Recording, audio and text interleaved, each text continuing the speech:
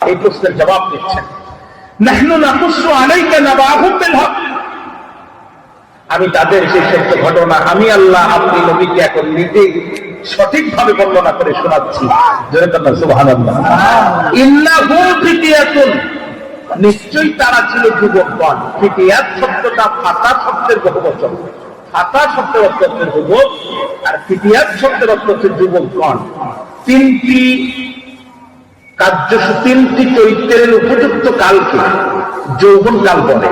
1 number চরিত্র গঠন, 2 number সিদ্ধান্ত গ্রহণ, 3 নাম্বার কার্য সম্পাদন।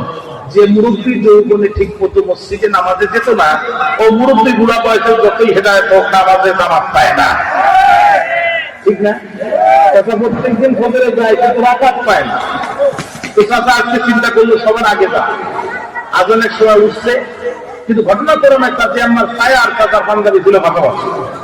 চাচা নিজেরটা না নিয়ে ভুল করে চাচি আমারটা গাড়ি নিয়ে মসজিদে আসছে। মুয়াজ্জিন যখন শুরু করেছে, ইমাম সাহেব নামাজ যখন শুরু করেছে, চাচা কোনো অসুবিধা আজকে পারবো। টিউবওয়েল চাপ দিয়ে চাচি আমার ছায়া মাথার ভিতরে ঢোকায়, হাত একবার ডাইন পাশে দেয়, একবার বাম পাশে দেয়, হাত খুঁজে পায় না। প্রথম রাকাত শেষ, দ্বিতীয় রাকাত শেষ, সালাম ফিরানো শেষ, তাসবিহ তাহলিল শেষ। যুবক একটা বাইরে হয়ে দেখে চাচার মাথার ভিতরে বস্তা, আর চাচা হাত একবার ডান পাশে দেয় আর একবার বাম পাশে দেয়। জিজ্ঞাসা করে মুরব্বি কারণ কি? দেখো তো বাবা, আমি তো তোমার আগে এসেছি, কিন্তু আজ কেন জানি এই পাঞ্জাবির হাত থেকে পাচ্ছিল।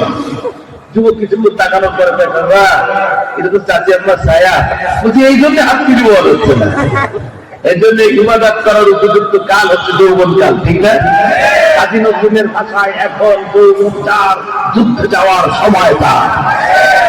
7 জন যুবক এক হয়ে গেল। সারা দেশের মানুষ মুক্তিকে রব মানলো, আমরা মানবো না। কারণ যে মুক্তির মুখে কুত্তায় পেশাব পড়ে, ওই মুক্তি কোনোদিন আমাদের রব হতে পারে না। দেখবেন রাস্তায় যদি মুক্তি থাকে আর কুত্তা যদি পাশ দিয়ে হেঁটে যায়, কুত্তা ভুল করে সামনে গেলে আবার পিছনে এসে স্টেনগান মেশিনের মতো পাটা উঁচু করে দেয়, আর মুক্তির মুখে একেবারে যত্ন সহকারে স্প্রে করে দেয়। যে মুক্তির মুখে কুত্তায় পেশাব করে, এই মুক্তি কি কোনোদিন আমাদের রব হতে পারে? 7 যুবক এক হয়ে ঘোষণা দিল, জীবন গেলে জীবন দিব, ইমান দেব না। কারণ জীবন গেলে জীবন পাবো, ইমান পাবো না। জীবন গেলে জীবন পাবো কেমন কথা? মিনহা খালাকনাকুম ওয়া ফিহা নুঈদুকুম ওয়া মিনহা নুখরিজুকুম তারাতান। পরকালে যে আল্লাহ আবার আমাদেরকে জীবিত করবেন, এই ব্যাপারে কি কোনো সন্দেহ আছে? কিন্তু এই যুগে যদি ঈমান হারা হয়ে মারা যায়, পরকালে কি আর নতুন করে ঈমান আনার কোনো সুযোগ আছে? অর্থাৎ জীবনের মূল্য বেশি নয়, ঈমানের মূল্য বেশি। জীবন বাঁচানো ফরজ নয়, ঈমান বাঁচানোর জন্য জীবনকে কুরবানি করা ফরজ। সুতরাং কাদিয়ানীদের প্রতি আমাদের সংগ্রাম, এটা কোনো রাজনৈতিক সংগ্রাম নয়, এই সংগ্রাম হচ্ছে ইমানের সংগ্রাম।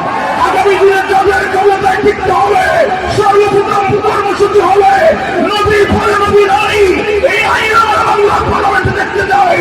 যদি প্রয়োজন হয় বুকের ভিতরে রক্ত জমিয়ে কুরবানি করে দিতে হবে আল্লাহ রাসূলের ইজ্জত সম্মানের জন্য। তারা সেই সংগ্রামে মুশকিল হবে।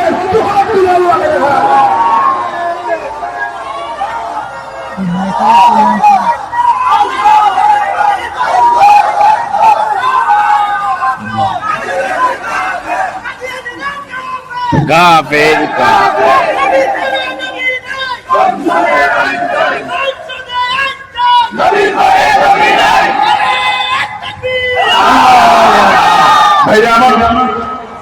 পাকিস্তান পিরিয়ডে এক কাপড়িওয়ালা, পাকিস্তান পিরিয়ডে এক কাপড়িওয়ালা এসেছিল আমাদের এলাকায়। 20 টাকা দিয়ে কিনেছে কালো জাম। কালো জাম চিনেন তো? কিনেন না কালো জাম?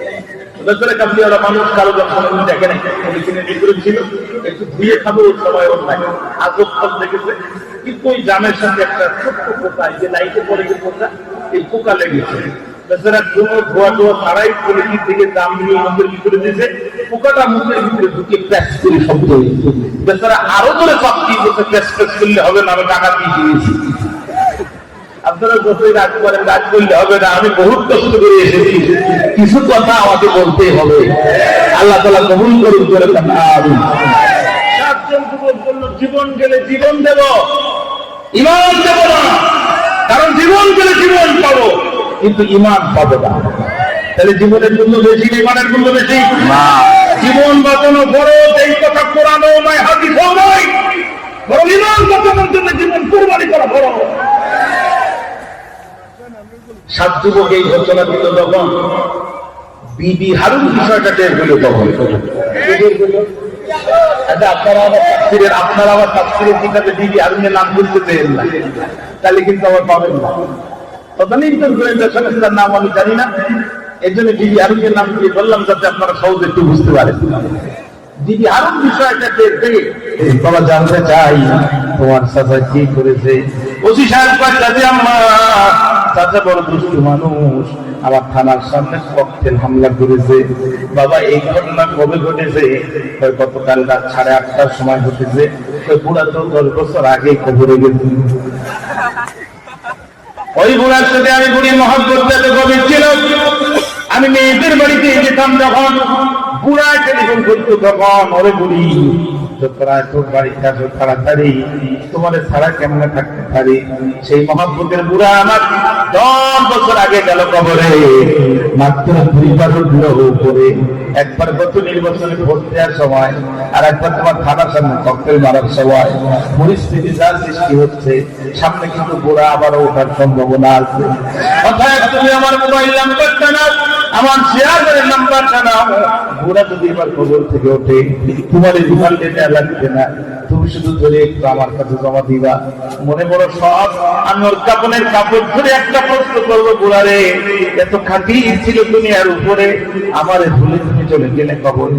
ও বুড়ার কবর থেকে উঠে তুমি ককটেল মারার সময় পাও, ভোট দেওয়ার সময় পাও, তুমি তো আমার ঘরের পাশে দিয়ে যাও, আমার সাথে কি একটা বার দেখা করার সময় তোমার হয় না? জানতে চাই এই সমাজের মামলা সমাজে ছিল কি ছিল না?